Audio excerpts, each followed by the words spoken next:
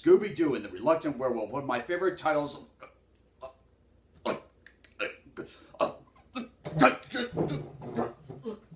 Ah! Ah! Ah! Ah! Ah! Ah!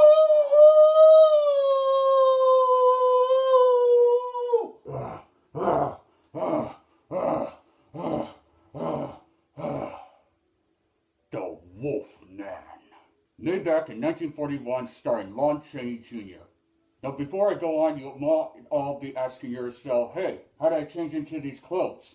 Well, the answer for that is, always did it. Years ago, I tried to do research to see if the Wolfman was written by an author, like Bram Stoker wrote Dracula and Mary Ellen Stokes Shelley wrote Frankenstein, but no, I couldn't find any. The story was written by a guy called Kurt Siodmak. They describe as lycanthropy in the beginning of this film, we find out that lycanthropy, or werewolfism, goes back thousands of years. It explains that lycanthropy is a disease of the mind in which human beings imagine that they are wolfmen. According to an old legend in certain localities, the victims actually assume the physical characteristics of the animal. There's a small village near Talbot Castle which still claims to have gruesome experiences with the supernatural creature. The sign of the werewolf is a 5-pointed star, a pentagram enclosed in the palm of the person's hand. Hey, where did you come from? How did you get here? Our main protagonist, Larry Talbot, played by the legendary Lon Chaney Jr., comes home to John Talbot, played by Claude Rains, to their castle, which has been in their family for many generations. We learn as they're talking that Larry's brother John died in a freak hunting accident, but it's too bad because the film never explains it that much.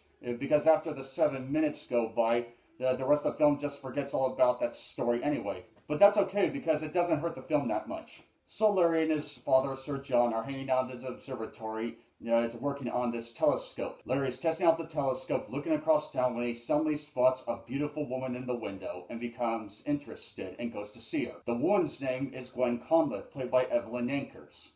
Good old Larry charms her into making her believe that he is psychic and asks her out on a date. While this is going on, he's checking out the assortment of canes in the shop and comes across a strange-looking one he's never seen before. It turns out that that cane has the silver head of a werewolf with a 5-pointed star on the other end of the butt. Gwen explains to Larry about the legend behind the cane. Even a man who is pure in heart and says his prayers by night may become a wolf when the wolfbane blooms and the autumn moon is bright. Larry persuades Gwen to go out on a date after purchasing the cane, so he meets her up later that night along with her friend Jenny. It just turns out that a bunch of gypsy fortune tellers just arrived in town. One is Bella, played by legendary actor Bela Lugosi, and the other is his mother Mileva, played by Maria Uspinskaya. So Larry, Gwen, and Jenny go out on a date to go see the gypsy fortune tellers about having their fortune told. Of course, Jenny, the beautiful woman, goes first. Jenny is delighted to have her fortune told, but then it's suddenly revealed that there's a pentagram imprinted on Bella's head.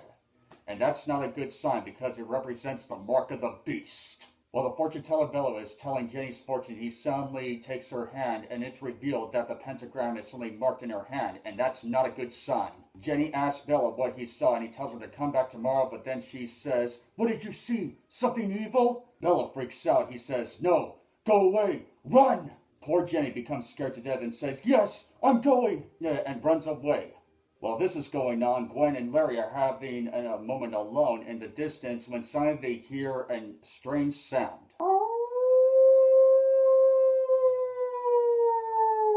Larry runs to the rescue, but it is too late. He finds that Jenny is suddenly being attacked by a huge wolf and goes to stop it. Poor Larry tries to stop the wolf, but the wolf suddenly turns around, lashes out, and bites him on the chest, in which Larry throws him down and beats him to death with the silver end of the walking cane that he just got.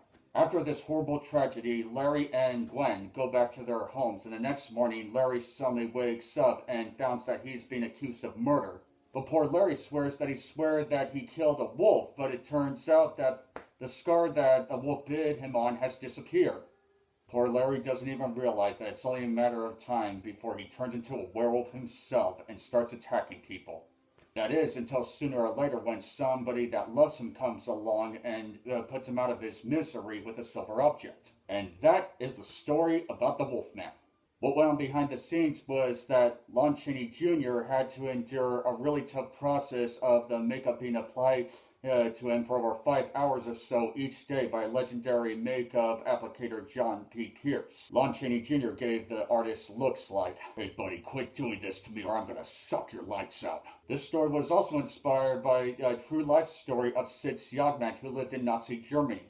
Poor Siodmak had been living a normal life in Germany only to have it thrown into chaos and himself on the run when the Nazis took control, just as Larry Talbot finds his normal life thrown into chaos and himself on the run once he is turned into a werewolf. Also, the Wolfman himself can be seen as a metaphor for the Nazis, otherwise good man who is transformed into a vicious killing animal who knows who his next victim will be when he sees the symbol of a pentagram on them. What a great inspiration for a story like this and for decades to come. This title had a great suspenseful quality, he had great cinematography, the set's really good too, and memorable performances. I'll give the great director George Wagner's The Wolfman a 9 out of 10. It is a horror classic that deserves to be seen every year and for good reason. Thank you so much for joining me on this trio of horror movie reviews on the 3 greatest monster movies that ever existed, Dracula, Frankenstein, and the Wolfman, guys. Be sure to click the link below, and be sure to subscribe. Stay tuned to the next horror film review. And I will catch you all later.